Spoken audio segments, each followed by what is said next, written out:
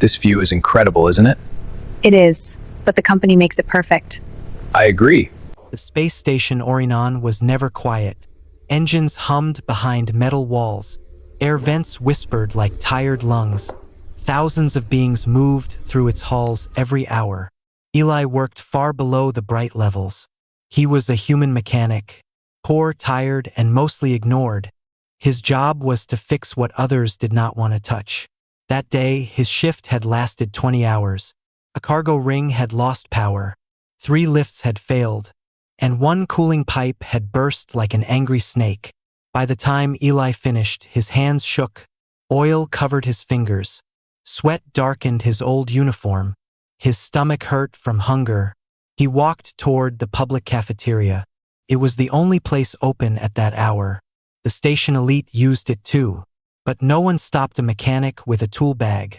The room was huge and bright. Tall windows showed stars drifting slowly. Long tables filled the space, each table marked by rank and class. Eli did not notice the signs. He only saw empty seats. Most tables were full, voices mixed with alien sounds and soft music.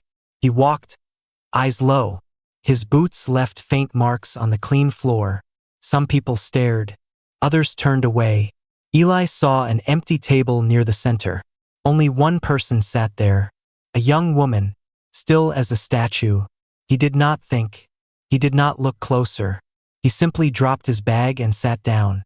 The moment he sat, the room changed. Voices stopped. Music faded. Eli felt it before he saw it. A heavy silence pressed down, like the air itself had frozen. He looked up slowly. Dozens of eyes stared at him. Aliens of high rank. Officers in dark armor. Some stood. Some reached for weapons. Others whispered in fear. Eli swallowed hard. His heart beat fast. He thought maybe he broke a rule. Maybe he sat at the wrong place. He turned to the woman across from him. She wore simple white clothing, clean and perfect. Her hands rested on the table. Her eyes were open, but they did not move. She did not blink. She did not react. She was beautiful in a quiet way, but something felt wrong. Too still, too silent. A guard stepped forward, then stopped. Another guard froze. No one touched Eli. A soft whisper moved through the room, low and scared, like a secret that should never be spoken. That is the Emperor's daughter. Eli felt cold. The words hit him like a broken engine falling. The Emperor, ruler of the entire Star Empire. Eli tried to stand. His chair scraped softly. A guard raised a hand, stopping him. "Sit," the guard said, voice tight, not angry, afraid. Eli sat again. His mouth went dry. He stared at the table surface, not daring to look up. The woman did not move. She did not even breathe deeply. She was alive, but distant. Eli had heard rumors. Everyone had. The Emperor's only child, injured in a secret incident years ago. Some said she was empty. Some said her mind was gone. Others said she could hear but not respond. Eli did not know the truth. He only knew one thing. He was a nobody, and he was sitting where he should not be. Minutes passed like hours. No one spoke. No one ate. Then something unexpected happened. Eli's stomach growled loudly. The sound echoed in the silence. A few gasps followed. Someone laughed nervously. Eli's face burned with shame. He wanted to disappear. Slowly, without thinking, he spoke. "I am sorry." His voice sounded small, almost lost in the room. "I did not know. I just needed to sit." No answer came. The woman remained still. Eli glanced at her face. For a moment, he thought her eyes shifted. Just a little. He blinked, unsure if it was real. Far above, behind a dark glass wall, the Emperor watched, his expression unreadable. After a long pause, a command came through the guards' comms. Quiet, firm, let him stay. The guards lowered their hands. The room breathed again. Voices slowly returned. Eli sat frozen. Not understanding why he still lived. Not knowing that one small mistake, one wrong table, had just changed his life and the fate of an empire. Before the story continues, if you enjoy calm sci-fi stories like this, please consider subscribing to this channel. Your support helps these stories reach more listeners. The room slowly returned to life. Chairs moved again. Plates slid across tables. But nothing felt normal anymore. Eli stayed seated. His back stiff, hands resting on his knees, afraid that one wrong move would end him. Across from him, the young woman did not change. She sat perfectly straight, her posture calm and noble, like a statue carved by careful hands. People avoided looking at her directly. Their eyes passed over her like she was fire, too dangerous to face, too important to ignore. Eli forced himself to look again. Her skin was pale but healthy, her hair dark and neatly tied, not a single strand out of place. Only her eyes troubled him. They were open, clear, and empty at the same time. He had repaired machines his whole life, broken engines, dead panels, systems stuck in endless loops. The princess reminded him of that, a system powered on, but locked, waiting for a command that never came. A medical drone hovered nearby, silent, watching her vitals, lights blinking softly. Eli noticed its age, old imperial model, overdesigned and cold, like everything else in the empire. No one spoke to the princess, not guards, not servants, not even the officers sitting nearby. They treated her like an object, a symbol, something to display, not someone to hear. Minutes passed. Eli's fear slowly mixed with something else. Pity. He cleared his throat. The sound felt too loud. A guard shifted slightly, but no one stopped him. So, Eli said softly, "I guess this seat is taken." No reaction. The princess did not blink, did not breathe faster, did not move. Eli nodded to himself. Yeah, that figures.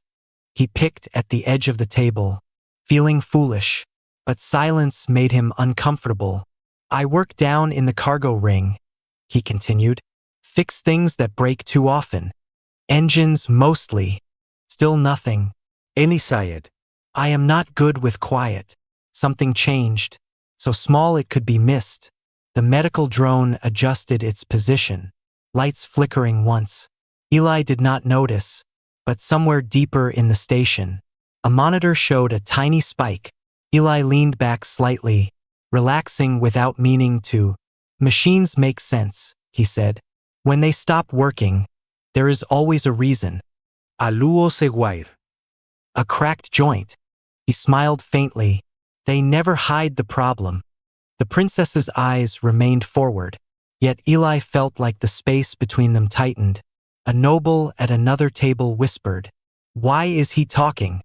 A guard replied quietly, "She cannot hear." But Eli kept going, unaware of the rule he was breaking. "People are harder," he said. "They break in ways you cannot see." The drone lights flickered again, longer this time. One of the doctors standing far away frowned. He leaned closer to his screen. Eli noticed the princess's hand. It rested flat on the table. Fingers relaxed. He stopped talking. His breath caught. One finger twitched. Just once, so small it could be nothing. Eli leaned forward, heart pounding. "Did you feel that?" he whispered. No answer, but the finger moved again. Barely. Eli's eyes widened. He looked around. No one else seemed to notice. The guards stood still. The nobles talked again. Life moved on. Eli swallowed. His voice shook slightly. "I talk too much," he said. "My mother used to say that. She said silence scares people." The princess's breathing changed. Just a little. The drone reacted instantly, beeping once before silencing itself. Far above, the emperor leaned closer to the glass. His hands clenched behind his back. Eli felt a strange warmth, like standing near a working engine. Something alive, something responding. "I think," Eli said slowly, "I think you can hear me." The room felt colder, the air heavier. The princess did not move, but her eyes shifted. just enough to meet his. Eli frotse. Time seemed to stop. Those eyes were not empty. They were trapped, full of thought, and something else, hope. Eli did not know what he had done, or why the most powerful girl in the empire had looked at him. He only knew one thing. She was not gone. She was waiting, and somehow, a poor human mechanic was the first person to notice the moment their eyes met. Eli felt his breath stop, not from fear, but from certainty. She was aware. He had worked with machines too long not to know the signs. A system did not react unless something inside was still alive. And the princess was reacting. Around them, the cafeteria continued its slow return to noise. Utensils clinked. Low conversations resumed. But an invisible line now existed between Eli and the silent princess. A guard noticed Eli leaning forward. His hand twitched toward his weapon. But the Emperor's command still held. No one touched the mechanic. Eli straightened his back. He remembered where he was, who she was, and who he was not. He should have bowed. Everyone bowed to the Emperor's bloodline. Heads low, eyes averted. But Eli did not bow. Not out of disrespect, but because he did not think. Instead, he did what came naturally. He spoke. "Sorry," he said quietly. "I did not mean to stare." A noble gasped softly. A guard's jaw tightened. The princess did not move, but her eyes stayed on him. Eli gesturet afkvartli. "I am Eli. I fix things." He paused, unsure why he was explaining himself to someone who had not spoken in years. "I think," he continued, "I think people forgot you can still hear." That was when the tension truly snapped. A doctor stepped forward sharply. "That is impossible," he said. "She has no response to stimuli." Eli froned. "That is not what I saw." The doctor glared. "You saw nothing." Eli shrugged slightly. "I saw a system respond." The word system echoed badly in the room. Comparing the Emperor's daughter to a machine was dangerous. A guard stepped closer. Eli felt the shadow fall over him. Still, he did not bow. "I am not trying to insult anyone," Eli said. "But machines fail when you force them to work the wrong way. Maybe people do too." Silence returned, sharper than before. The princess's breathing shifted again. The medical drone adjusted, its lights pulsing faster. The doctor stared at the data. His confidence cracked. "Just a little." Eli noticed the drone. "It is outdated," he said casually. "The feedback loop is too tight." The doctor snapped. "You are a mechanic. This is medical technology." Eli nodded. "Still a system." He leaned over slightly, without asking permission, and tapped the side of the drone. A guard moved instantly, weapons raised. But before anyone could stop him, the drone recalibrated, its lights settling into a smoother rhythm. The princess's heart rate stabilized. The monitors confirmed it. Shock rippled through the observers. A human mechanic had adjusted Imperial medical tech. With one touch, Eli pulled his hand back, eyes wide. "I am sorry," he said quickly. "Habit." Far above, the Emperor's eyes narrowed, not in anger, but in focus. Eli turned back to the princess, lowering his voice again. "I do not know what they did to you, but I know what it feels like to be stuck." Her fingers moved again, this time clearly, slow, controlled. The guards froze. The doctor's screen flashed with alerts. "She is responding," someone whispered. Eli smiled gently.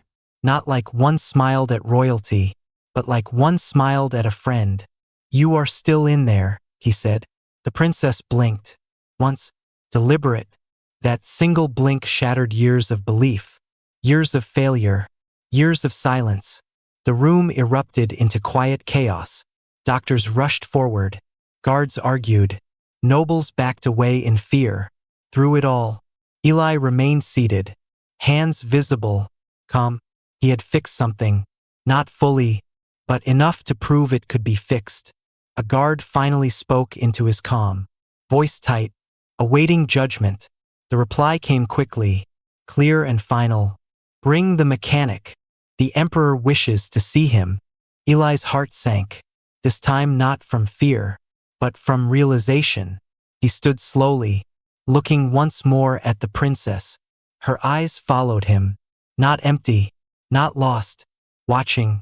Eli did not bow. Even then, and somewhere deep in the empire, something ancient and fragile began to shift. Eli expected chains, or a cell, or at least a room with armed guards. Instead, he was led into a quiet wing of the palace sector. Wide halls, soft lights, air that smelled clean and warm. The princess was already there, moved ahead of him without sound, her chair guided by a smooth rail system in the floor. Silent and precise, doctors stood at a distance, watching screens, whispering to each other, afraid to interfere. The Emperor did not enter. He observed from behind dark glass, waiting, testing. Eli was told one thing only: speak. So he did. First, it felt strange, talking while so many powerful people watched. But Eli focused on the princess, not the empire. He pulled a small tool from his pocket, an old hand calibrator, scratched and worn. I carry this everywhere, he said, not because it is special, but because I know it. He adjusted a loose panel near her chair, not because it was broken, but because his hands needed to move.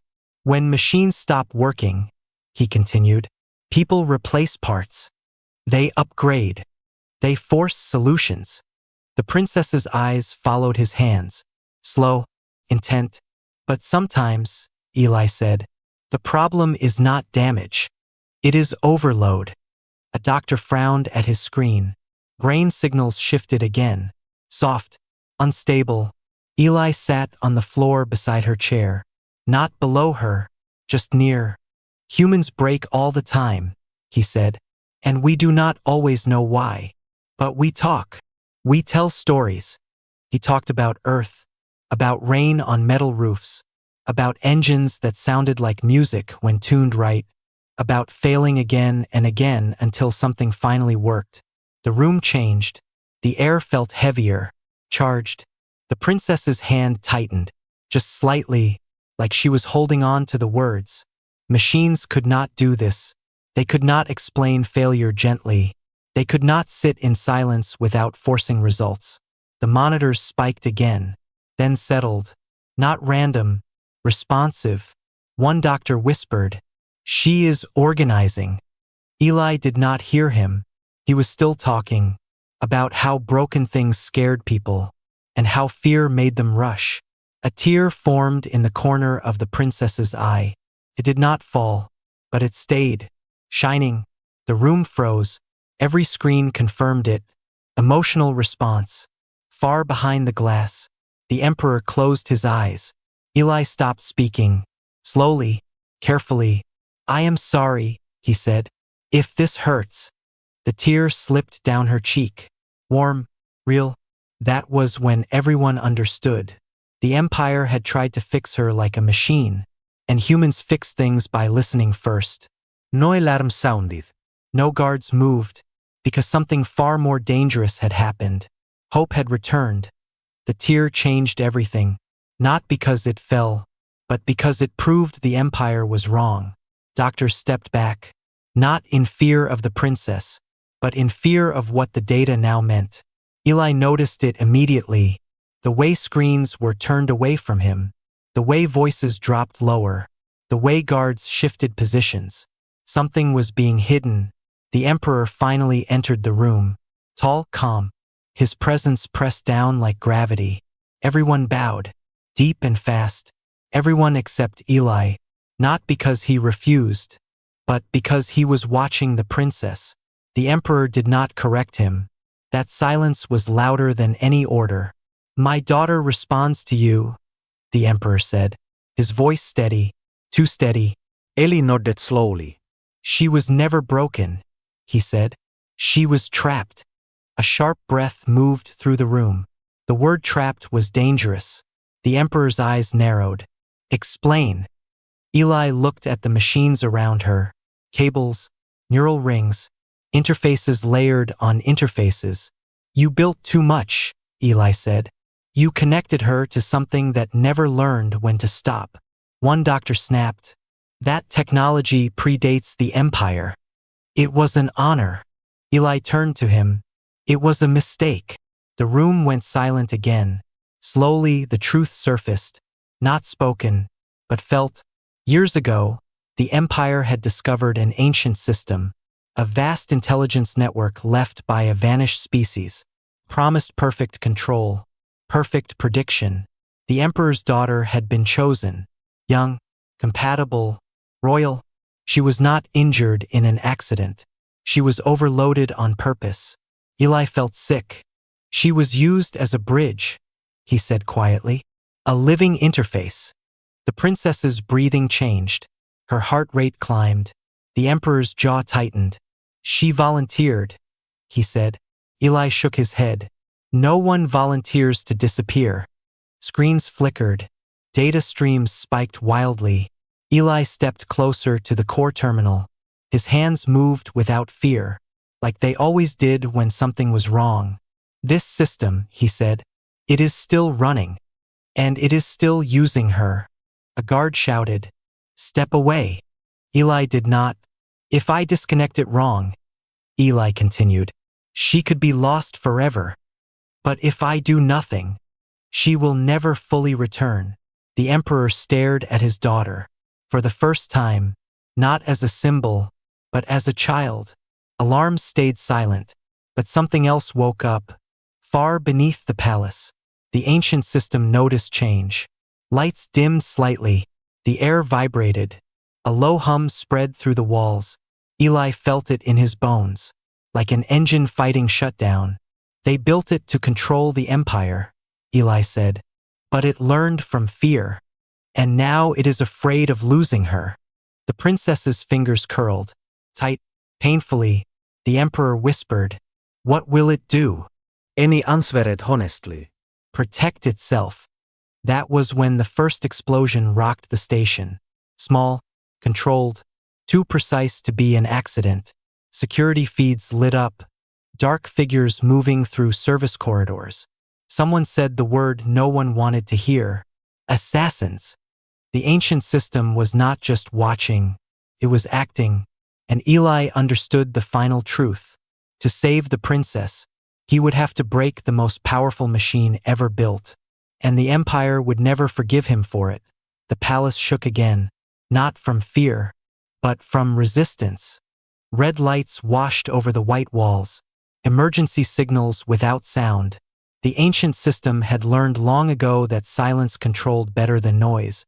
Guards rushed in, armor locked, weapons powered, but none of them knew who the enemy was anymore. Eli stood between the princess and the core terminal, a single human, dirty boots on polished floor, hands shaking but steady enough. "You have to let me finish," he said. His voice calm in a room full of panic. A general shouted, "You are not authorized." Eli turned slowly, eyes tired, not angry. "I know," he said, "but I am the only one who understands what it is doing." The ancient system pushed back harder. Lights flickered. Gravity shifted slightly, as if the station itself was holding its breath. On every screen, symbols appeared. Old, alien, alive. The princess gasped. A sharp sound, the first sound she had made in years. Every head snapped toward her. Pain crossed her face. Real, human. Eli moved instantly. He placed his hand over the interface ring, ignoring the heat, ignoring the warning pulses. "You built this to think faster than you," he said. "But you forgot one thing." The Emperor stepped forward, for the first time leaving the shadow of power. "What?" he asked quietly. Eli looked at him, really looked. "Machines do not know when to stop. Humans do." The system surged, a last attempt to tighten its grip. The princess's body arched slightly. Her breath came fast, her eyes wide with fear. Eli spoke directly to her, not to the system, not to the Empire. "You are not a bridge," he said. "You are not a tool. You are allowed to let go. Her fingers closed around his sleeve. Weak, but certain. That touch broke the loop. Eli pulled the final connector. Slow, controlled, like easing pressure from a cracked engine. The ancient system screamed, not in sound, but in vibration, in light collapsing inward. Then silence, real silence. The lights stabilized. Gravity normalized. Screens went dark. The princess collapsed forward, catching herself, breathing hard. Doctors rushed, then stopped, watching in disbelief. She moved, not a twitch, not a reflex, but a choice. She lifted her head, tears falling freely now. The emperor dropped to one knee, not in command, but in relief. The room waited. The empire waited. The princess looked at Eli, her voice rough and used, but real. Thank you. One word, soft, human, outside the palace, across the station, across the empire. Systems reported the same impossible thing. The ancient intelligence was gone, control released, and in the center of it all, a poor human mechanic stood, hands burned, heart pounding. He had not bowed. He had not asked permission. He had fixed what power could not, and now the empire had to decide what to do with a human who had stood before it and refused to break. The empire did not celebrate, paused. For the first time in centuries, nothing moved unless someone chose to move it. The ancient system was gone. No silent guidance. No hidden control. No unseen hand shaping decisions. Across thousands of worlds, command centers reported the same truth. Systems were still working, but they were no longer deciding. The galaxy felt different, quieter, heavier. In the palace sector, doctors worked carefully around the princess, not rushing, not forcing. She sat upright on her own, shoulders shaking as she learned the weight of herself again. Every small movement was effort, but every movement was hers. Eli stood back near the wall, hands wrapped in medical bandages, burn marks still aching, wondering when someone would finally arrest him. The emperor rose slowly from his knee. His face looked older now, stripped of certainty, stripped of the machine that had ruled beside him. You saved her, he said, not as an order, not as a judgment, but as a fact. Eli shrugged lightly. I just disconnected what should never have been connected. The emperor studied him, a long look, the kind reserved for weapons or threats. You could have destroyed the empire, the emperor said. Eli met his gaze. You almost did. No guards moved. No one spoke. Then the princess did. I was awake, she said slowly, each word difficult but clear. I heard everything. Doctors froze. Nobles leaned forward. I heard plans, she continued. I heard fear. I heard lies. The emperor closed his eyes, not in anger, but in acceptance. The truth spread faster than any signal, faster than fear ever had. The empire could not hide it now. The living interface, the sacrifice, the silence forced on a child. Worlds reacted differently, some with anger, some with relief, some with hope, but all of them remembered one thing. A human mechanic had ended it. Eli was offered everything: title, a seat in council, a place among rulers. He refused. I fix things, he said simply. I do not rule them. Days later, life continued, not the same, but freer. The princess began real therapy. No machines in her mind, only people at her side. She laughed for the first time in years, a soft sound, uncertain, but real. Before Eli left the palace sector, she asked to see him once more. They met in the station cafeteria, the same one, same bright windows, same stars drifting outside. The table was still there, clean, ordinary. This time, Eli sat only after she nodded. People watched from a distance, not in fear, but in quiet respect. That table, she said, it gave me back my voice. Ellie smiled faintly. Just a place to sit. She shook her head. No. It was a choice. Across the galaxy, stories spread, not about emperors, not about ancient machines, but about a human who did not bow, who listened instead of commanding, who fixed what power could not. And so the galaxy learned something new, that sometimes the most important change begins with a tired mechanic and the wrong table